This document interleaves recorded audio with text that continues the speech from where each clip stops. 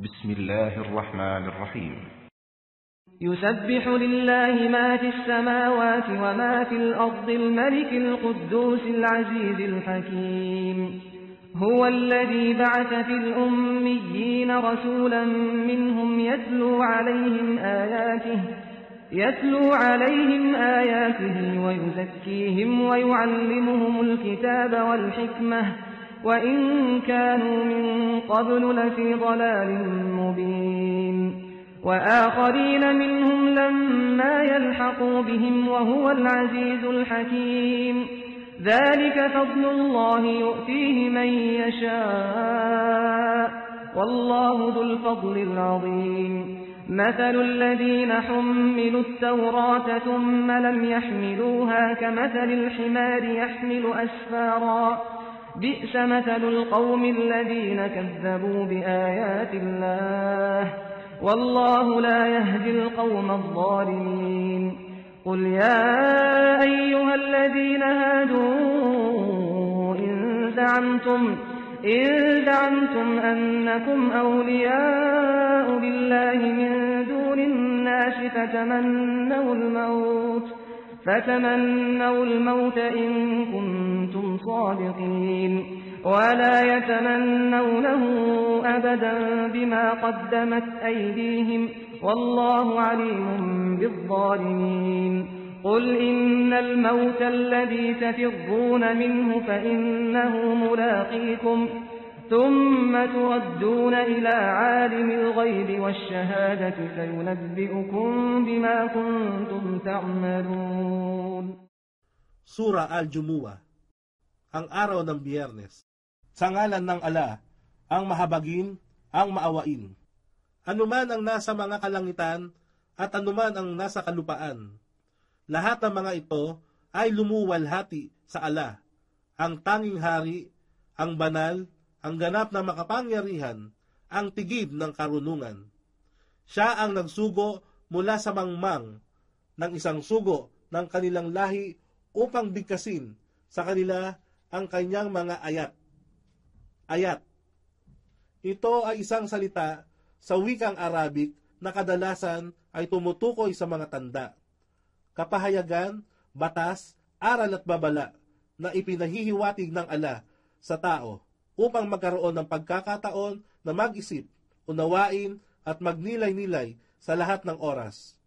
Maraming mga palatandaan o tanda ang maaring makita ng ating mga sarili at maging sa kapaligiran na nagbibigay pahiwatig na mayroong isang makapangyarihang Diyos na dapat nating pag-ukulan ng pagsamba. Bukod sa mga tanda, mayroon ding mga aral at batas na isinalaysay sa atin upang maging pamantayan natin sa pagtahak sa landas ng buhay. Ang mga kapahayagan naman ay nauukol sa mga banal na kasulatan na ipinagkatiwala sa mga propeta at sugo upang magbigay patunay tungkol sa katotohanan ng pagkakaroon ng isang Diyos na siyang nagbigay buhay sa atin kalakip ng tamang pamamaraan ng buhay upang sa gayon makantam ng bawat tao ang magandang buhay pagkaraan ng kamatayan, at ang mga babala naman ay upang maiwasan ang anumang kapahamakan, hindi lamang sa makamundong buhay, kundi higit sa lahat ang walang hanggang hantungan ng impyerno. Ginawa silang dalisay mula sa batik ng kawalang pananampalataya at pagtatambal, at tinuruan sila ng aklat, ang Quran at hikma, karunungan ng suna, at katotohanan. Sila noon ay dating nasa hayag na pagkaligaw at kamangmangan.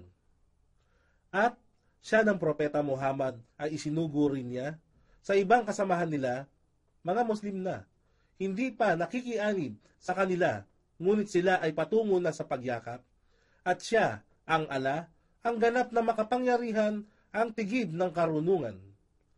Yaon ang pagpapala ng Ala na kanyang ipinagkaloob sa sinumang kanyang naisin, at ang Ala ang nagmamay-ari ng dakilang biyaya.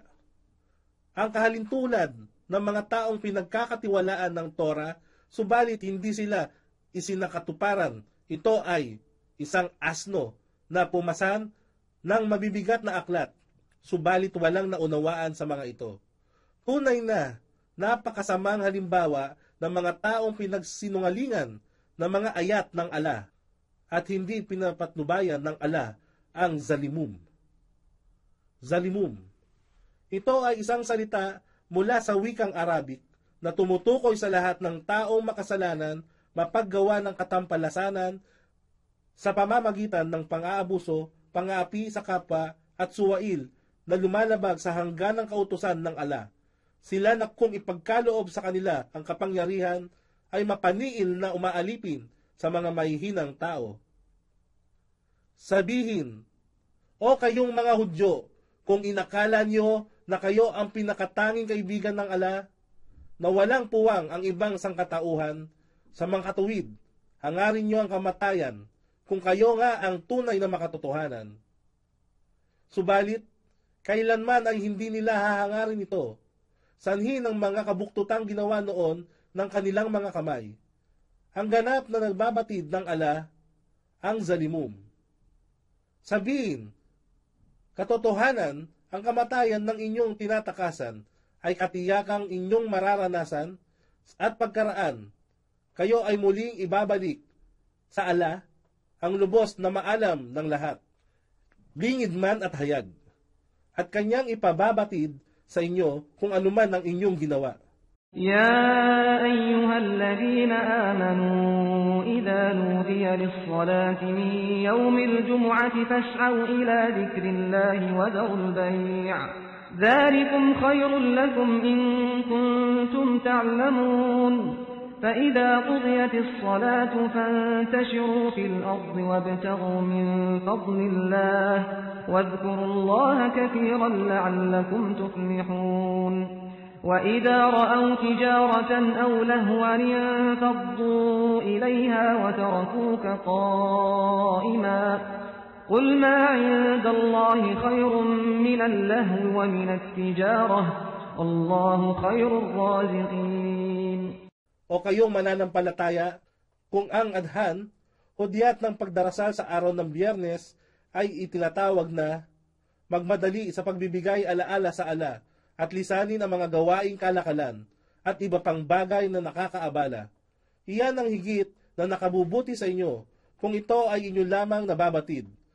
At kung natapos na ang pagdarasal ng Jumu'ah, araw ng Biyernes, magsihayo kayo at lumakad sa lupain at hanapin ang kasaganaan ng ala sa pamamagitan ng paghahanap buhay at lagi ninyong alalahanin ang ala upang kayo ay magsipagtagumpay.